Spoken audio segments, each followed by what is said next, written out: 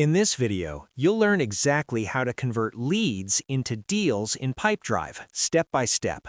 This is an essential process for moving prospects forward in your sales pipeline and turning opportunities into actual deals. Once you're logged into your Pipedrive account, head over to the Leads section. This is where all your incoming and unqualified prospects are stored before they become deals. From your leads list, choose the lead you want to convert. For example, select any lead from your list to begin the process. Next, look to the right-hand side of that lead and click on the three dots menu.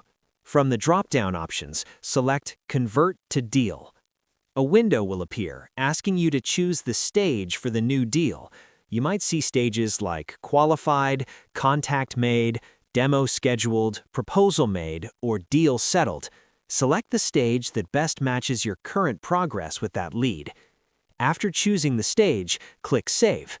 Once saved, the lead will be removed from the Leads section and automatically appear in the Deals section under the stage you selected.